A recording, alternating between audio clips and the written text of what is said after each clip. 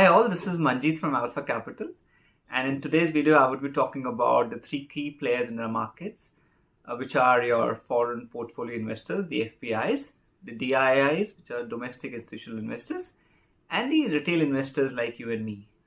And if you ever wondered where does those lakhs of crores comes into a market, then hopefully this video will give you a little more insight. Now, if you look at the history of Indian markets, it's the foreign institutional and portfolio investors who have actually driven the market for many years and decades. But it's lately we've seen a change in the dynamics where our domestic investors have started playing much more significant role. And if you look at the data from last year, the holdings of foreign investors in our markets have come down from 23% to close to 18%, whereas the holdings of our domestic investors have gone up from 10% to close to 14-15%. So that clearly shows the trend, and which is a great one. Now, if you look at FPIs, who are these FPIs? These foreign portfolio investors are basically of FIIs, the foreign institutional investors, or the qualified foreign investors.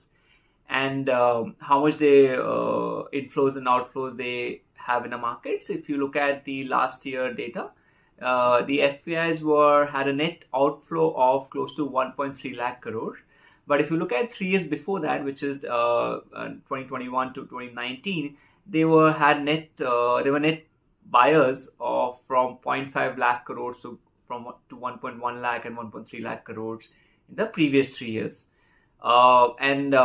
Even this year till date, we've seen outflows of close to 17,000 crores by the FPIs.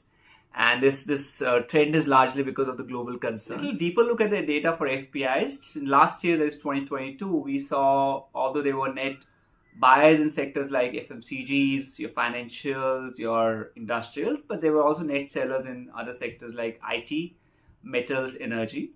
And if you look at the holdings, they have close to 20% of the holdings into private banks and close to 70% of the holdings into the Nifty 50 stocks. So that was about FPIs. Now let's look at DIIs, the domestic institutional investors. So who are these? They are basically the mutual funds, your banks, your insurance companies, your pension funds, who've been playing a key role in the market for many years now. And if you look at last year, they were net buyers of close to 2.5 lakh crores in Indian markets, almost double to what FIIs sold. And mutual funds played a key role where their contribution went up to 1.5 lakh crore in last year, which is off 50-60% from the year before that. And now talking about mutual funds, there was a key role played by the third set of player in our markets, which were the retail investors. And if you look at the growth in their participation, the total number of demat accounts have gone up from 4 crore in 2020 to close to 10 crores now, which is more than doubled. The number of SIP accounts have gone up to 6 crores. The total amount of inflows we're seeing in SIPs on a monthly basis is close to 13,000 crores, which is again 50-60% more than 8,000 crores, which we saw some 2-3 years back. So the participation of retail investors has really gone up.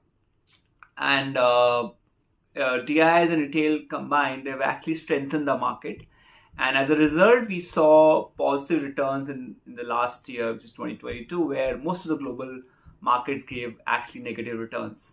So this is a positive trend, which we really look forward to. And I hope this video gave you good insights and look forward to see you soon next time. Thank you.